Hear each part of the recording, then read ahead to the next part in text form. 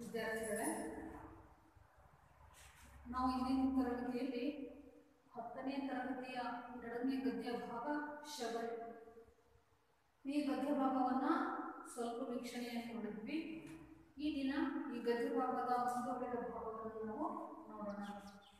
ಹೋದ ತರಗತಿಯಲ್ಲಿ ನಾವು ಈ ಗದ್ಯ ಭಾಗದಲ್ಲಿ ಏನೇನು ಅಂಶಗಳನ್ನು ನೋಡಿದ್ವಿ ಅಂತ ಹೇಳಿದ್ರೆ, ಲೇಖಕರ ಪರಿಚಯವನ್ನು ಮಾಡ್ಕೊಂಡಿದ್ವಿ. ಹಾಗೆ ಈ ಗದ್ಯ ಭಾಗದ ಆಶಯವನ್ನು ನೋಡಿದ್ವಿ. ಮತ್ತೆ ಪಾತ್ರಗಳ ಪರಿಚಯವನ್ನ ಮಾಡಿಕೊಂಡಿದ್ವಿ ಪಠ್ಯೇತರ ಟಿಪ್ಪಣಿಗಳಲ್ಲಿ. ಹಾಗೆ ಕೆಲವೊಂದು ಅಂಶಗಳನ್ನು ನಾವು ಅದರಲ್ಲಿ ನೋಡಿದ್ವಿ. ಈ ದಿನ ನಾವು ನೇರವಾಗಿ ಗದ್ಯ ಭಾಗಕ್ಕೆ ಹೋಗೋಣ. ಈ ದಿನ ನಾವು ನೋಡುವಂತಹ ಗದ್ಯ ಭಾಗದಲ್ಲಿ ಏನೇನು ಅಂಶಗಳನ್ನು ನಾವು ಚರ್ಚೆ ಮಾಡ್ತೀವಿ ಅಂದರೆ, ಮೊದಲನೇದಾಗಿ ಶಬರಿಯ ವರ್ಣನೆ. ಶಬರಿ ಯಾರು ಏನು ಅಂತೇಳಿ ನಾವೆಲ್ಲ ಓದು ತರಗತಿಯಲ್ಲೆಲ್ಲ ತಿಳ್ಕೊಂಡಿದ್ದೀವಲ್ವಾ. ಈ ದಿನ ಆ ಶಬರಿಯ ವರ್ಣನೆಯನ್ನ ಮಾಡೋದು ಪ್ರಾರಂಭದಲ್ಲಿ ಅದನ್ನು ನಾವು ನೋಡ್ತೇವೆ. ಹಾಗೆ ರಾಮನ ಶೋಕ, ಸೀತೆಯನ್ನು ಕಳ್ಕೊಂಡಿರುವಂತಹ ರಾಮ ತನ್ನ ದುಃಖವನ್ನ ಯಾವ ರೀತಿ ವ್ಯಕ್ತಪಡಿಸ್ತಾನೆ ಅನ್ನೋದನ್ನು ನಾವು ಈ ದಿನ ನೋಡೋಣ. ಹಾಗೆ ಲಕ್ಷ್ಮಣನ ಸಂತೈಕೆ ಏನು, ರಾಮ ಆ ಸೀತೆಯನ್ನು ಕಳ್ಕೊಂಡಿರುವಂತಹ ದುಃಖದಲ್ಲಿ ಆ ಶೋಕವನ್ನು ವ್ಯಕ್ತಪಡಿಸುವಾಗ ಲಕ್ಷ್ಮಣ ಏನ್ ಮಾಡ್ತಾನೆ ಅಂತ ಹೇಳಿದ್ರೆ, ತನ್ನ ಅಣ್ಣನನ್ನ ಸಮಾಧಾನ ಪಡಿಸುವಂತಹ ಸಂದರ್ಭ, ಅದನ್ನು ಸಹ ನಾವು ಇದನ್ನ ಗಮನಿಸೋಣ. ಮತ್ತೆ ರಾಮ ಲಕ್ಷ್ಮಣರು ಆಶ್ರಮಕ್ಕೆ ಆಗಮಿಸುವುದು, ಧನು ಮಹರ್ಷಿಗಳ ಆದೇಶದಂತೆ ರಾಮ ಲಕ್ಷ್ಮಣರು ಏನ್ ಮಾಡ್ತಾರೆ, ಶಬರಿವನಕ್ಕೆ ಆಗಮಿಸ್ತಾರೆ. ಆ ಏನು ಆಶ್ರಮಕ್ಕೆ ಆಗಮಿಸುವಂತಹ ಸಂದರ್ಭ ಈ ದಿನ ನಾವು ನೋಡ್ತೇವೆ. ಮತ್ತೆ ರಾಮ ಲಕ್ಷ್ಮಣರು ಶಬರಿಯನ್ನ ವೀಕ್ಷಿಸುತ್ತಿರುವುದು, ಇವರಿಬ್ರು ಏನ್ ಮಾಡ್ತಾರೆ, ರಾಮ ಲಕ್ಷ್ಮಣರು ಶಬರಿಯನ್ನ ಮರೆಯಲ್ಲಿ ನಿಂತುಬಿಟ್ಟು ಏನ್ ಮಾಡ್ತಾರೆ, ಗಮನಿಸ್ತಾ ಇರ್ತಾರೆ.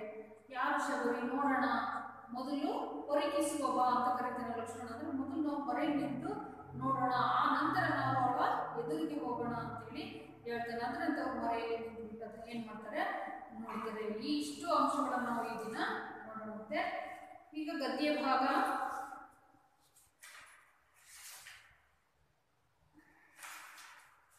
ನಾವು ಹೋದ ಕ್ಲಾಸಲ್ಲಿ ಗದ್ಯ ಭಾಗವನ್ನ ಓದಿದ್ವಿ ಅಲ್ವಾ.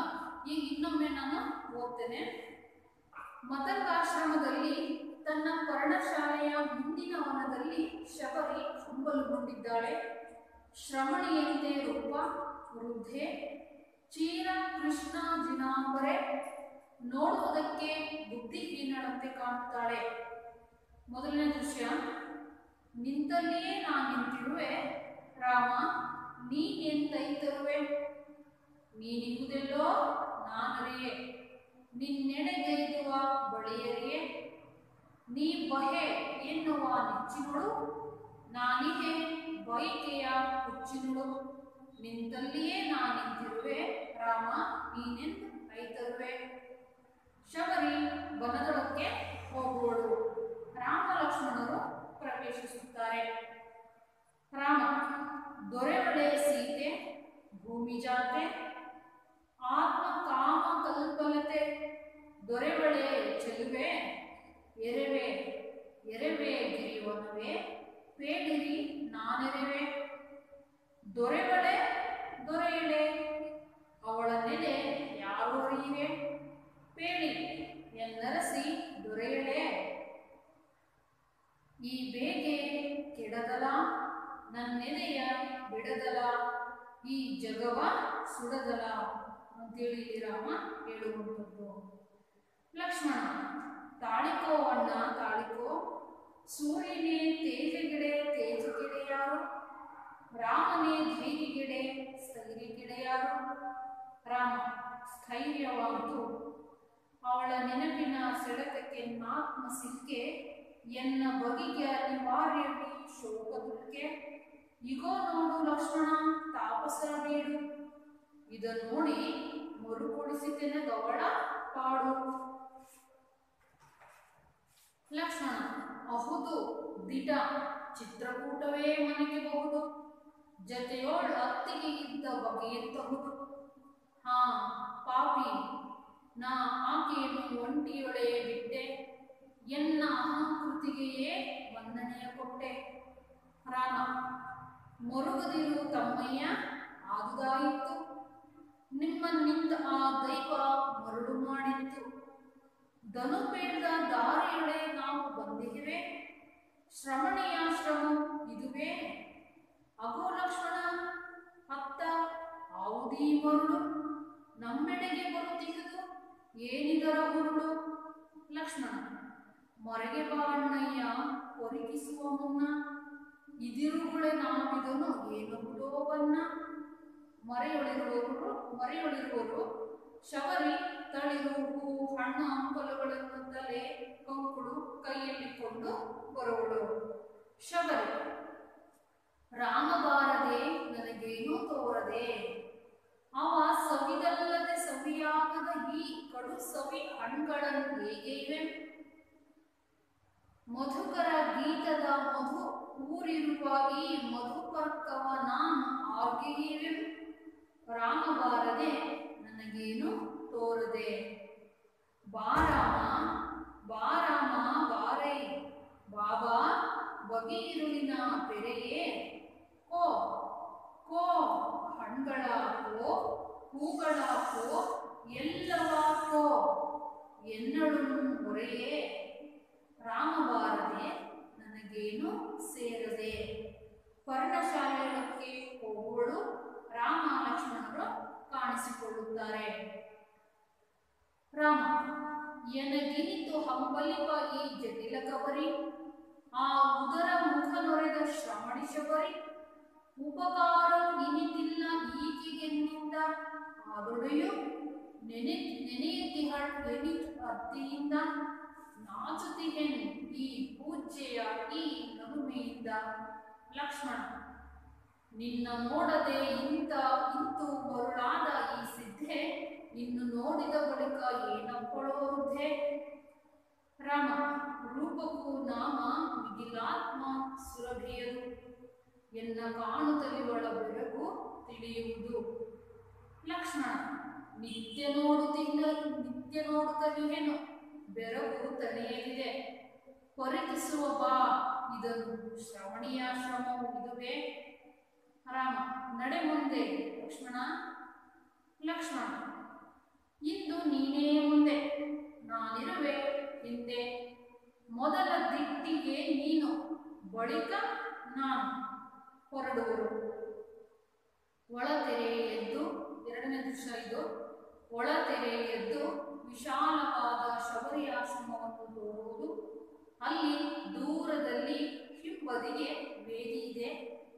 ಅದರ ಸುತ್ತ ಆಶ್ರಮದ ಸಿದ್ಧರು ಅಲಂಕರಿಸಿ ಹೋದ ಹೂವು ಇನ್ನೂ ಬಾಡದಂತಿವೆ. ವೇದಿಯಲ್ಲಿ ಅಗ್ನಿ ಹೊಗೆಯಾಡುತ್ತಿದೆ. ಶಬರಿ ನಿನ್ನೆ ರಾಮನಿಗೆಂದು ಆರಿಸಿ ತಂದ ಈಗ ಬಾಡಿ ಹೋಗಿರುವ ಹೂ ಹಣ್ಣು ತಳಿರುಗಳನ್ನು ವಿಂಗಡಿಸುತ್ತಾ ಅವುಗಳ ಜಾಗದಲ್ಲಿ ಹೊಸದನ್ನು ಇಡುತ್ತಾ ಇದ್ದಾಳೆ. ಅವುಗಳನ್ನು ಉದ್ದೇಶಿಸಿ ಈ ತರ ಹಾಡುತ್ತಾಳೆ. ನಾವು ಈ ದಿನ ಇಲ್ಲಿವರೆಗೂ ನೋಡೋಣ. ಇಷ್ಟು ಭಾಗವನ್ನು ಮಾತ್ರ ನಾವು ಆಯ್ದುಕೊಳ್ಳೋಣ ಈ ದಿನಕ್ಕೆ. ಈಗ ಸಾರಾಂಶ, ಗದ್ಯ ಭಾಗದ ಸಾರಾಂಶ. ಇದು ಗೀತ ನಾಟಕ. ನಾವು ಹೋದ ತರಗತಿಯಲ್ಲಿ ಹೇಳಿದ್ದೀವಿ, ಗೀತ ನಾಟಕ ಅಂತಂದ್ರೆ ಏನು? ಗದ್ಯ ಮತ್ತು ಪದ್ಯ ರೂಪದಲ್ಲಿ ಇರುವಂಥದ್ದು, ಗೀತೆ ರೂಪದಲ್ಲಿ ಕಥೆಯನ್ನ ಕಟ್ಟಿಕೊಡುವಂಥದ್ದು ಗೀತ ನಾಟಕ. ಪ್ರಾರಂಭದಲ್ಲಿ ಮದಂಗಾಶ್ರಮದಲ್ಲಿ ತನ್ನ ಪರ್ಣಶಾಲೆಯ ಮುಂದಿನ ವನದಲ್ಲಿ ಶಬರಿ ಹಂಬಲುಗೊಂಡಿದ್ದಾಳೆ. ಮತಂಗಾಶ್ರಮ ಗೊತ್ತಿದೆಯಲ್ಲ, ಮತಂಗ ಮಹರ್ಷಿಗಳು ಯಾರು ಅಂತ ನಾವು ಹೋದ ತರಗತಿಯಲ್ಲಿ ಪರಿಚಯ ಮಾಡಿಕೊಂಡಿದ್ವಲ್ವಾ? ಆ ಮತಂಗ ಆಶ್ರಮ, ಮತಂಗ ಋಷಿ ಮುನಿಗಳು ಕಟ್ಟಿಕೊಂಡಿರುವಂತಹ ಆಶ್ರಮದಲ್ಲಿ ಈಗ ಆ ಮತಂಗ ಮಹರ್ಷಿಗಳಿಲ್ಲ. ಅಲ್ಲಿ ಯಾರು ನೆಲೆಸಿದರೆ? ಆ ಮತಂಗ ಮಹರ್ಷಿಗಳ ಶಿಷ್ಯೆಯಾಗಿರುವಂತಹ ಶಬರಿ ನೆಲೆಸಿದ್ದಾಳೆ. ಈಗ ಅವಳು ಏನ್ ಮಾಡಿದಾಳೆ? ಆಶ್ರಮದಲ್ಲಿ ಇದ್ದಾಳೆ.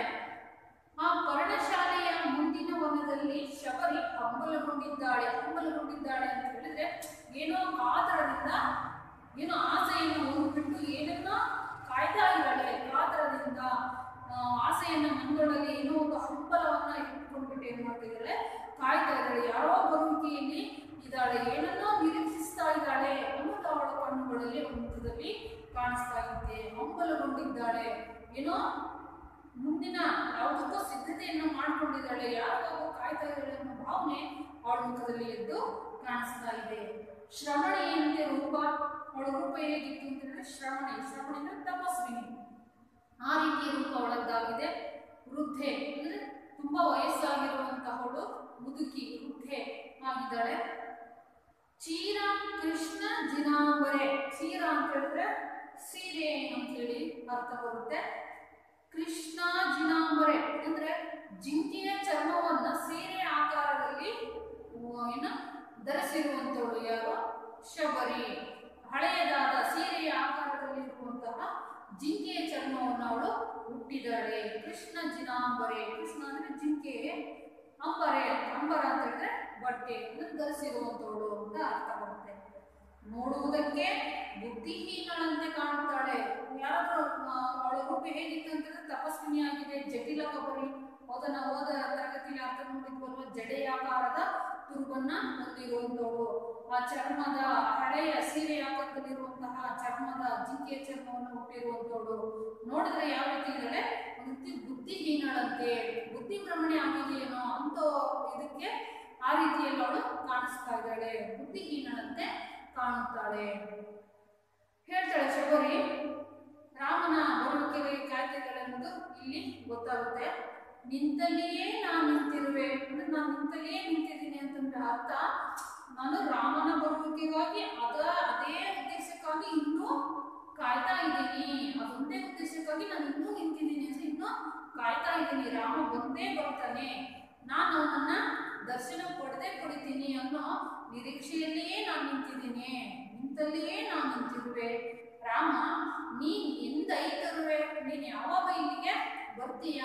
ನಿನ್ನ ಬರುವಿಕೆಯನ್ನೇ ನಾನು ಕಾಯ್ತಾ ಇದ್ದೀನಿ, ಇಷ್ಟು ವರ್ಷಗಳ ಕಾಲ ನಿನಗೋಸ್ಕರನೇ ಕಾಯ್ತಾ ಇದ್ದೀನಿ. ನೀನು ಯಾವಾಗ ಐತರುವೆ ಇಲ್ಲಿಗೆ ನೀನು ಬರ್ತೀಯ? ನೀನ್ ಎಂದೈತರುವೆ? ನೀನು ಇರುವುದೆಲ್ಲೋ ನಾನರೇ, ನೀನು ಎಲ್ಲಿದೆಯೋ ಅದು ನನಗೆ ಗೊತ್ತಿಲ್ಲ. ನೀನು ಇರುವುದೆಲ್ಲೋ ನಾನರೇ, ನಿನ್ನೆಡೆಗೆ 5 ಬಳಿಯರಿಯೇ, ನೀನಿರೋದೆಲ್ಲೋ ಗೊತ್ತಿಲ್ಲ. ನೀನಿರೋನಿಗೆ ಬರಬೇಕು ಅಂದ್ರು ಬಳಿಯರಿಯೇ, ಬಳಿಯರಿ ಅಂತಂದ್ರೆ ದಾರಿನೂ ಸಹ ನನಗೆ ಗೊತ್ತಿಲ್ಲ. ನೀನು ಎಲ್ಲಿರೋದು ಅಂತಲೂ ಗೊತ್ತಿಲ್ಲ, ನಾನು ನಿನ್ನ ಬಳಿ ಬರಬೇಕು ಅಂದ್ರೂ ನನಗೆ ದಾರಿನೂ ಗೊತ್ತಿಲ್ಲ. ನೀನಿರುವುದೆಲ್ಲೋ ನಾನರಿಯೇ, ನಿನ್ನೆಡೆಗೈದುವ ಬಳಿಯರಿಯೇ. ನೀ ಬಹೆ ಎನ್ನುವ ನೆಚ್ಚಿನೋಳು, ನೀನು ಬಂದೇ ಬರ್ತೀಯ ಅನ್ನುವ ನಂಬಿಕೆಯಲ್ಲಿ ನೆಚ್ಚು ಅಂತಂದ್ರೆ ನಂಬಿಕೆಯಲ್ಲಿ ನಾನು ಇನ್ನೂ ಇದ್ದೀನಿ. ಆದ್ರೂ ನೀನು ಎಲ್ಲೋ ಇರ್ಬೋದು, ನಾನು ಎಲ್ಲೋ ಇರ್ಬೋದಾದ್ರೆ ಒಂದಲ್ಲ ಒಂದು ದಿನ ನೀನು ಈ ಆಶ್ರಮಕ್ಕೆ ಬಂದೇ ಬರ್ತೀಯ ಅನ್ನೋ ನಂಬಿಕೆಯಲ್ಲಿ ನಾನು ಇನ್ನೂ ನಿನ್ನನ್ನು ಕಾಯ್ತಾ ಇದ್ದೀನಿ. ನೀ ಬಹೆ ಎನ್ನುವ ನೆಚ್ಚಿನೋಳು, ನಾನಿಗೆ ಅಂದ್ರೆ ಇನ್ನೂ ಅದೇ ನಂಬಿಕೆಯಲ್ಲಿದ್ದೀನಿ.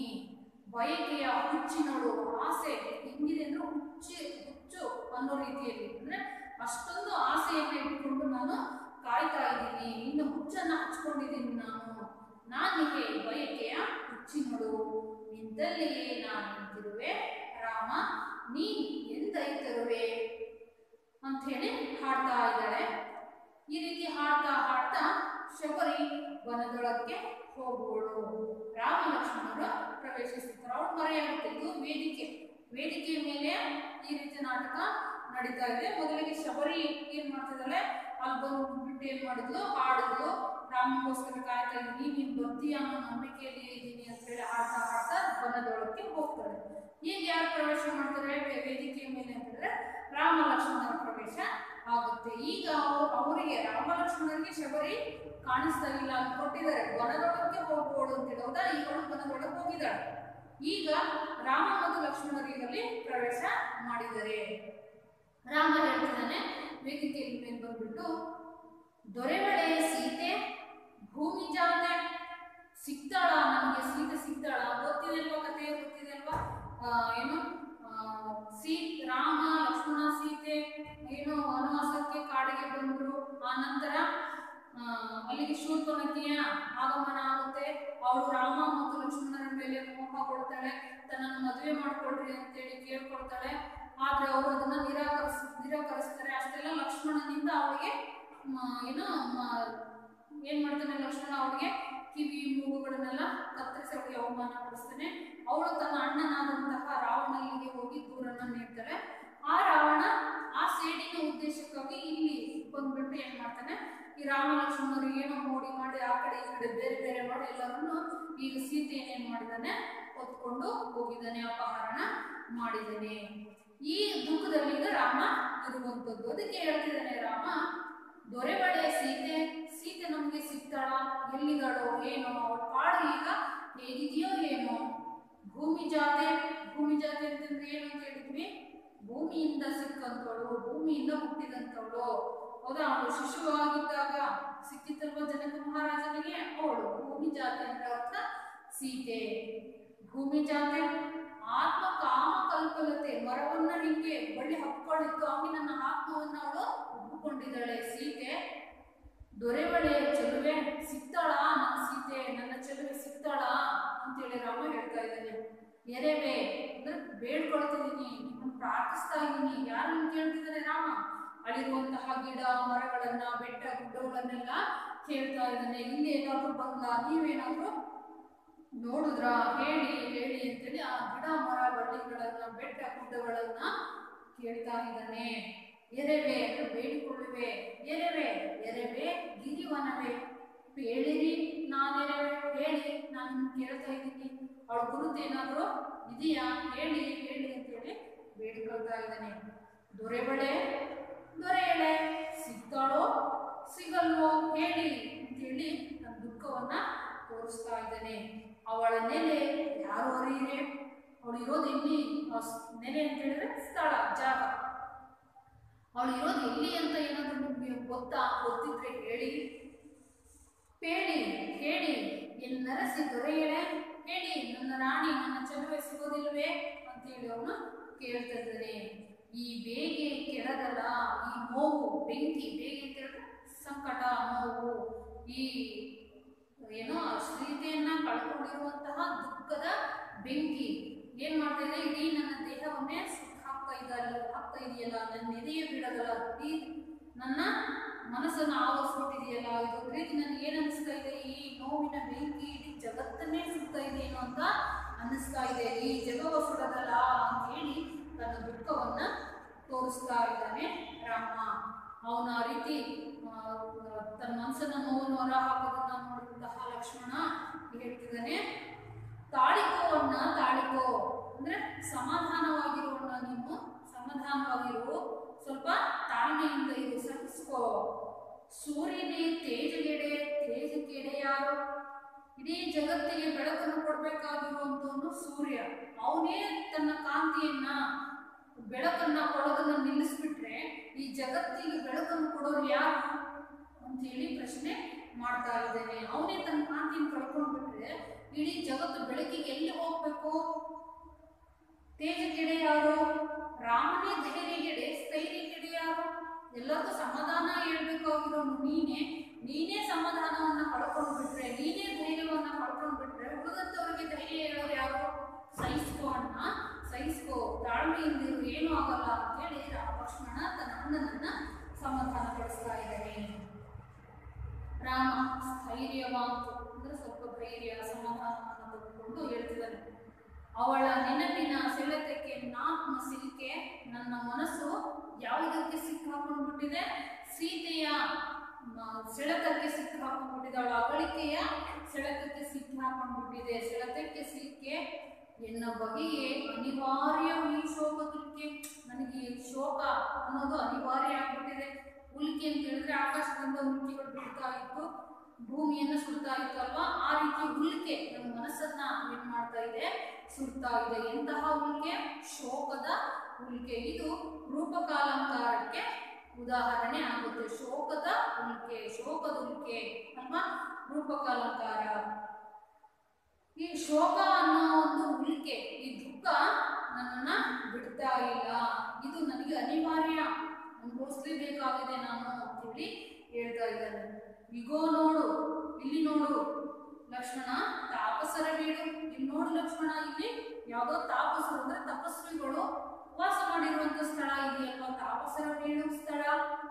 ಇದನ್ನು ನೋಡಿ ಮರುಕಳಿಸಿತು ಎನಗೆ ಅವಳ ಪಾಡು. ಈ ಆಶ್ರಮವನ್ನ ನೋಡಿ ನನಗೆ ಮರುಕಳಿಸ್ತು, ಪುನಃ ನೆನಪಿಗೆ ಬಂತು. ಯಾರ ಪಾಡು? ಸೀತೆಯ ಪಾಡು ನೆನಪಿಗೆ ಬಂತು. ನಾವು 3 ಜನ ಆಶ್ರಮದಲ್ಲಿ ಇದ್ವಿ ಅಲ್ವಾ ಚಿತ್ರಕೂಟ ಪರ್ವತದಲ್ಲಿ, ಅದು ನೆನಪಿ ತರಿಸ್ತಾ ಇದೆ. ಈ ತಾಪಸರ ಬೀಡು ಪುನಃ ನನಗೆ ಅವಳ ನೆನಪನ್ನ ತರಿಸ್ತಾ ಇದೆ ಅಂತ ಹೇಳಿ ಹೇಳ್ತಾ ಇದ್ದಾನೆ. ಈಗೋ ನೋಡು ಲಕ್ಷ್ಮಣ ತಾಪಸರ ಬೀಡು, ಇದ ನೋಡಿ ಮರುಕೊಡಿಸಿತು ಎನಗೆ ಅವಳ ಪಾಡು, ಪುನಃ ನನಗೆ ನೆನಪು ತಂದು ಕೊಟ್ಬಿಡ್ತು.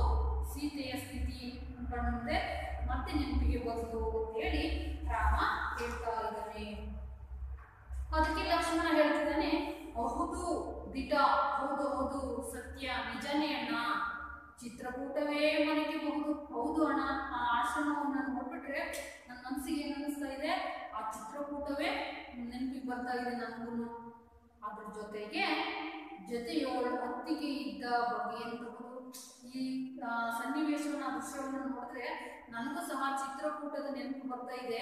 ಜೊತೆಗೆ ನಮ್ಮ ಜೊತೆಲಿ ಅತ್ತಿಗೆ ಇದ್ಲಲ್ವಾ, ಅದನ್ನು ಸಹ ನನಗೆ ನೆನಪು ತರಿಸ್ತಾ ಇದೆ ಅಣ್ಣ. ಹೌದು ಅಂತೇಳಿ ರಾಮನು ಒಪ್ಕೊಳ್ತಾ ಇದ್ದಾನೆ. ಹಾ ಪಾಪಿ, ಅಯ್ಯೋ ನಾನು ತಪ್ಪು ಮಾಡ್ಬಿಟ್ಟೆ, ನಾನು ಪಾಪಿ. ನಾ ಆಕೆಯನ್ನು ಒಂಟಿಯೊಳೆ ಬಿಟ್ಟೆ, ನಾನು ಅವಳನ್ನ ಒಂಟಿಯಾಗಿ ಬಿಟ್ಬಿಟ್ಟೆ. ನಾನು ಅದನ್ನ ಅವಳನ್ನ ಒಂಟಿಯಾಗಿ ಬಿಡಬಾರ್ದಾಗಿತ್ತು.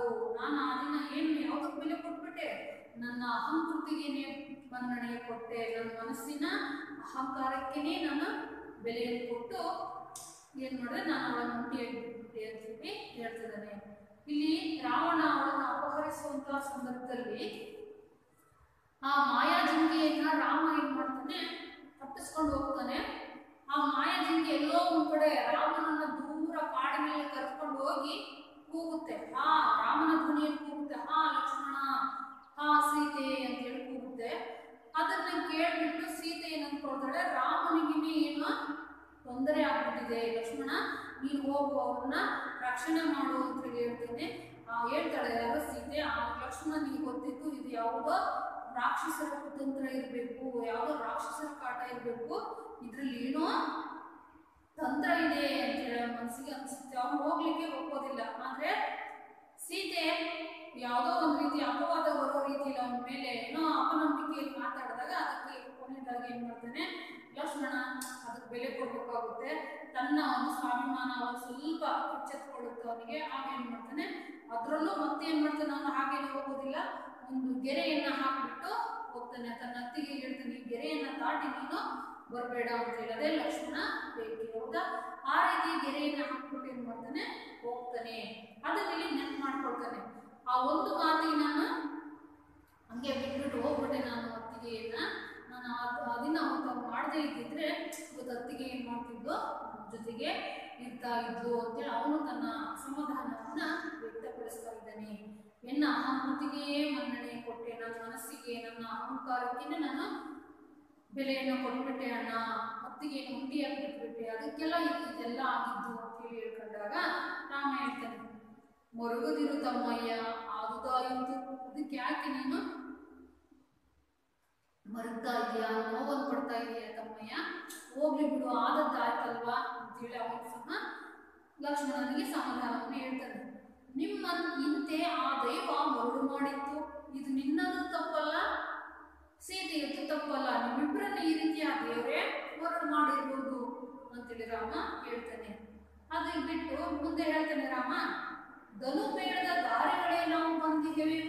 ಧನುಮಾಸಿಗಳು ಹೇಳಿದ್ರಲ್ವ, ಇದೇ ದಾರಿಯಲ್ಲಿ ಹೋಗಿ ಒಬ್ಬ ಋಷಿ ಮದನ ಮಹರ್ಷಿಗಳ ಆಶ್ರಮ ಸಿಕ್ಕುತ್ತೆ.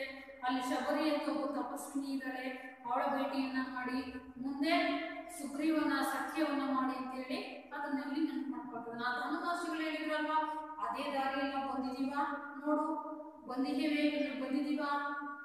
ಶ್ರಮಣಿ ಆಶ್ರಮ ಇದುವೆ. ಆ ಧನುಮಹರ್ಷಿಗಳು ಹೇಳಿದ್ರಲ್ಲ, ಒಬ್ಬ ತಪಸ್ವಿನಿಯ ಆಶ್ರಮ ಬರುತ್ತೆ ಅಂತೇಳಿ, ಅದು ಇದೇ ಇರ್ಬೋದಾ, ಇದುವೇನಾ ಅಂತೇಳಿ ಹೇಳ್ತಿದ್ದಾರೆ.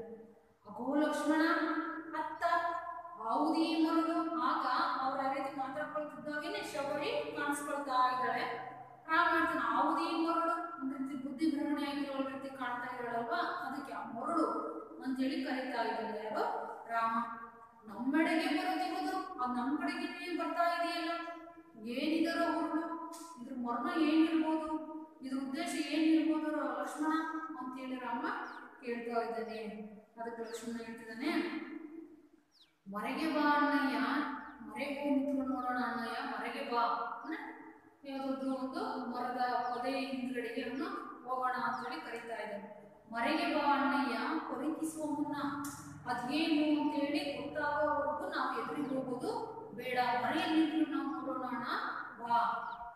ಇದಿರುಗಳೇ ನಾವಿದನ್ನು ಏನಹುದೋ ಬನ್ನ, ಕೊರಗಿಸುವ ಮುನ್ನ ಇದಿರುಗಳೇ, ನಾವು ಅದೇನು ಎತ್ತ ಅಂತ ಅದ್ರ ಬಗ್ಗೆ ತಿಳ್ಕೊಂಡಂಗೆನೆ ಅವರ ಎದುರಿಗೆ ಹೋಗ್ಬಿಟ್ರೆ ಏನಹುದೋ ಬನ್ನ, ಏನಾದ್ರು ತೊಂದರೆ ಆಗ್ಬೋದೋ ಏನೋ ಅಂತ ಹೇಳಿ ಹೇಳಿದಾಗ ಆಗ ರಾಮ ಮಾತಿಗೆ ಒಪ್ಕೊಂಡ್ಬಿಟ್ಟು ಏನ್ ಮಾಡ್ತಾನೆ, ಇಬ್ರು ಮರೆಯೊಳಗೆ ಹೋಗ್ತಾರೆ.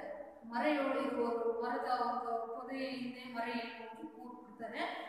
ಅವಾಗ ಶಬರಿಯನ್ನ ಅಲ್ಲಿಂದನೇ ವೀಕ್ಷಣೆ ಮಾಡ್ತಾರೆ. ಶಬರಿ ತಳಿರು, ಹೂವು, ಹಣ್ಣು, ಹಂಪಲುಗಳನ್ನು ತಲೆ, ಕಂಗುಳು ಕೈಯಲ್ಲಿ ಕೊಂಡು ಬರುವಳು. ಇವಳು ಕೆಲಸನೇ ದಿನ ಇದೇ ಆಗ್ಬಿಟ್ಟಿರುತ್ತೆ. ಏನು, ಹೂವು, ಹಣ್ಣು, ತಳಿರುಗಳನ್ನೆಲ್ಲ ಸಂಗ್ರಹಿಸಿ ಬೂಟಿಯಲ್ಲಿ ತುಂಬಿಕೊಂಡು ಬಂದು ಹೊತ್ಕೊಂಡು ಬಂದು ಇಡೋದು, ಇದೇ ಅವಳಿನ ಕೆಲಸ ಆಗಿರುತ್ತೆ. ಯಾರಿಗೋಸ್ಕರ? ರಾಮನಿಗೋಸ್ಕರ. ಈಗ ಸಹ ಅದನ್ನೇ ಮಾಡ್ತಾ ಇದ್ದಾರೆ.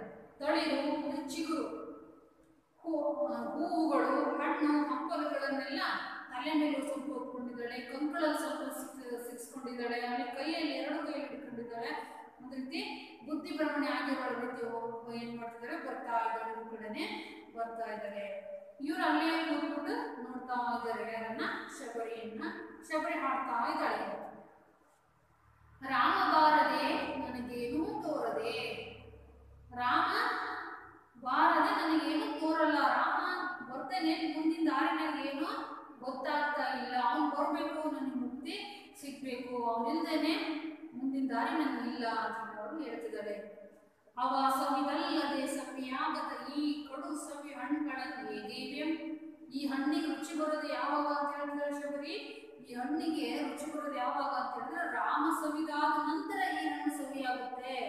ಅವ ಅಂತ ಹಣ್ಣು ನನಗೆ ರುಚಿ ಕೊಡುತ್ತೆ ಅಂತೇಳಿ ರಾಮನನ್ನ ಹೊಗಳ್ತಾ ಇದ್ದರು.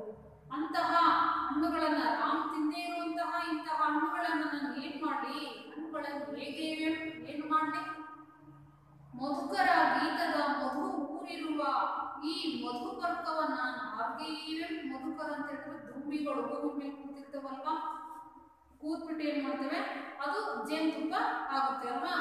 ಆ ರೀತಿ ಸಂಗ್ರಹಿಸ್ಬಿಟ್ಟು ಏನ್ ಮಾಡ್ತವೆ, ಗೂಡನ್ನ ಕಟ್ತೇವೆ, ತುಪ್ಪ ಆಗುತ್ತೆ. ಆ ರೀತಿಯಾದಂತಹ ಮಧುಕರ ಗೀತದ ಮಧು ಅಂದ್ರೆ ಜೇನು ಊರಿರುವಂತಹ ಮಧುಪರ್ಕ. ಮಧುಪರ್ಕ ಅಂತ ಹೇಳಿದ್ರೆ ಹಾಲು, ಮೊಸರು, ತುಪ್ಪ, ಆಮೇಲೆ ಜೇನುತುಪ್ಪ ಮತ್ತೆ ಸಕ್ಕರೆ ಹಾಕಿ ಮಾಡಿರುವಂತಹ ಒಂದು ಮಿಶ್ರಣ, ಪಾನೀಯ. ಹೌದಾ? ಈ ರೀತಿಯಾಗಿ ರೆಡಿ ಮಾಡ್ಕೊಂಡಿದ್ದಾಳೆ. ಯಾರಿಗೋಸ್ಕರ ಅಂತ ಹೇಳಿದ್ರೆ ರಾಮನಿಗೋಸ್ಕರ. ಅದು ಅವನಿಗೋಸ್ಕರ ಮೀಸಲು. ಆದ್ರೆ ಇದು ಮೊದಲು ಅವನು ಸವಿಬೇಕು ಅಲ್ವಾ. ಆದ್ರೆ ಇದು ಸಾಧ್ಯ ಆಗ್ತಾ ಇಲ್ವಲ್ಲ, ಎಲ್ಲ ನಾನು ಅವನಿಗೋಸ್ಕರ ಸಿದ್ಧ ಮಾಡ್ಕೊಂಡಿದ್ದೀನಿ, ಈಗ ಅದನ್ನ ಯಾರಿಗೆ ಕೊಡ್ಲಿ ನಾನು ಅಂತೇಳಿ ಅವಳು ಮಾಡ್ತಾ ಇದ್ದಾಳೆ. ರಾಮ ಬಾರದೆ ನನಗೇನೂ ತೋರದೆ, ನನಗೇನೂ ಗೊತ್ತಾಗ್ತಿಲ್ಲ, ರಾಮ ಇಲ್ದೇನೆ ನನಗೇನು ಗೊತ್ತಾಗ್ತಿಲ್ಲ.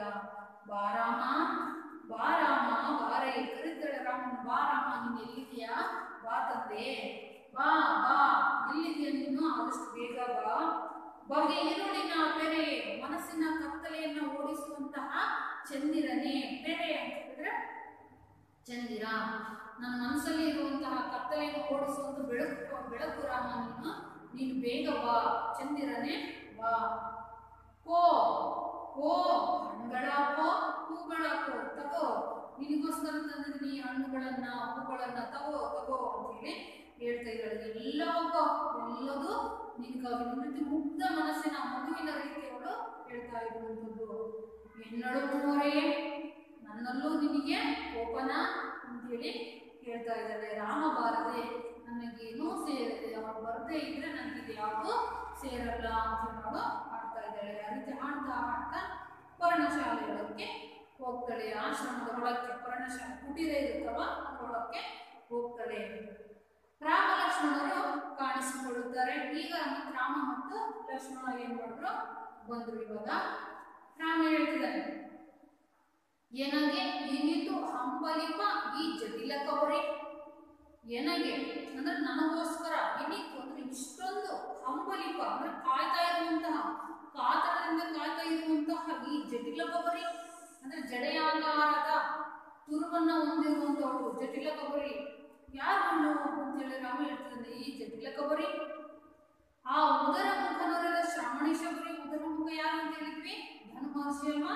ಆ ಉದರ ಮುಖ ನೀಡಿರುವಂತಹ ತಪಸ್ವಿನಿ ಶಬರಿ ಇವಳೇನಾ ಅಂತೇಳಿ ಅವಾಗ ಅವರಿಗೆ ಗೊತ್ತಾಯ್ತು. ಹೇಳ್ತಿದ್ದಾನೆ, ಉಪಕಾರ ಇನಿತಿಲ್ಲ, ನಮ್ಮಿಂದ ಇವಳಿಗೆ ಇಲ್ಲಿವರೆಗೂ ಸ್ವಲ್ಪನೂ ಒಂದು ಉಪಕಾರವೂ ಇಲ್ಲ, ಸಹಾಯ ಅಂತೂ ಮಾಡೇ ಇಲ್ಲ.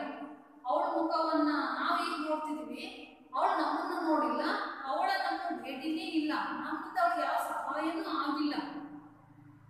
ಉಪಕಾರ ಇನಿತಿಲ್ಲ ಈಕೆಗೆ ಎನ್ನಿಂದ, ನನ್ನಿಂದ ಅವಳು ಸ್ವಲ್ಪವೂ ಸಹಾಯ ಆಗಿಲ್ಲ. ಆದೊಡೆಯು ನೆನೆಯುತ್ತಿಗಳು ಎನಿತರ್ತಿಯಿಂದ, ಆದರೂ ಸಹ ನನ್ನ ಎಷ್ಟೊಂದು ನಲ್ಮೆಯಿಂದ ಪ್ರೀತಿಯಿಂದ ನನ್ನನ್ನ ನೆನಪು ಮಾಡ್ಕೊಳ್ತಾ ಇದ್ದಾಳಲ್ವಾ, ಎನಿತು ಅರ್ತಿಯಿಂದ ಪ್ರೀತಿಯಿಂದ ನನ್ನ ಹೆಸರನ್ನು ಹೇಳ್ತಾ ಇದ್ದಾಳಲ್ವಾ. ನಾಚುತ್ತಿಗೆ ಪೂಜ್ಯೆಯ ಈ ನಲ್ಮೆಯಿಂದ, ನನಗೇನೆ ನಾಚಿಕೆ ಆಗ್ತಾ ಇದೆ, ಇದು ಪೂಜ್ಯೆಯ ಭಕ್ತಿಯಿಂದ ನನ್ನ ಮೇಲೆ ಇಟ್ಟಿರುವಂತಹ ಪ್ರೀತಿಗೆ ಭಕ್ತಿಗೆ ನನಗೇನೆ ನಾಚಿಕೆ ಆಗ್ತಾ ಇದೆ ಲಕ್ಷ್ಮಣ ಅಂತೇಳಿ ಹೇಳ್ತಾ ಇದ್ದಾನೆ. ಅದಕ್ಕೆ ಲಕ್ಷ್ಮಣ ಹೇಳ್ತಾ ಇದ್ದಾನೆ, ನಿನ್ನ ನೋಡದೆ ಇತ್ತು ಮರುಳಾದ ಈ ಸಿದ್ಧೆ. ಸಿದ್ಧೆ ಅಂದ್ರೆ ಅದೇ ತಪಸ್ವಿನಿ ಅಂತೇಳಿ. ನಿನ್ನ ನೋಡೇ ಇಲ್ಲ, ನೀನು ಯಾರು ಏನು ಅಂತ ನಿನ್ನ ರೂಪನೇ ಅವಳು ಕಣ್ಣಿಗೆ ಬಿದ್ದಿಲ್ಲ. ಆದರೂ ಸಹ ನಿನ್ನ ಹೆಸರಲ್ಲಿ ಇಷ್ಟು ಕಾತರದಿಂದ ಅವಳು ಕಾಯ್ತಾ ಇದ್ದಾಳೆ ಈ ತಪಸ್ವಿನಿ. ಇನ್ನು ನೋಡಿದ ಮೇಲೆ ಅವಳ ಕಾತರ ಎಷ್ಟಾಗ್ಬೋದು, ಅವಳ ಖುಷಿ ಹೌದಾ ಎಷ್ಟಾಗ್ಬೋದು, ಅವಳ ಸಂತೋಷ, ಅವಳ ಮನಸ್ಸಿಗೆ ಆಗುವಂತ ಸಂತೋಷ ಎಷ್ಟಿರ್ಬೋದು ಅಂತೇಳಿ ಲಕ್ಷ್ಮಣ ಹೇಳ್ತಾ ಇದ್ದಾನೆ. ನಿನ್ನ ನೋಡದೆ ಇತ್ತು ಮರುಳಾದ ಈ ಸಿದ್ಧೆ, ಇನ್ನು ನೋಡಿದ ಬಳಿಕ ಏನಾಗೋಳೋ, ಏನನ್ಸ್ತದೋ ಅವಳಿಗೆ, ಇನ್ನು ನೋಡಿದ ಬಳಿಕ ಏನಪ್ಪಳೋ ಮತ್ತೆ. ಅದಕ್ಕೆ ರಾಮ ಹೇಳ್ತಿದ್ದಾನೆ, ರೂಪಕ್ಕೂ ನಾಮ ಮಿಗಿಲ ಆತ್ಮ ಸುರಭಿಯದು. ಅಂದ್ರೆ ರೂಪಕ್ಕೂ ಮತ್ತು ಆಕಾರಕ್ಕೂ ಹೆಸರಿಗೂ ಹೆಸರೇ ಹೆಚ್ಚಿನದಾಗಿ ಮಹತ್ವವನ್ನ ಕೊಡುವಂಥದ್ದು. ಅದು ಕಾಮಧೇನುವಿನ ರೀತಿಯಾಗಿರುತ್ತೆ.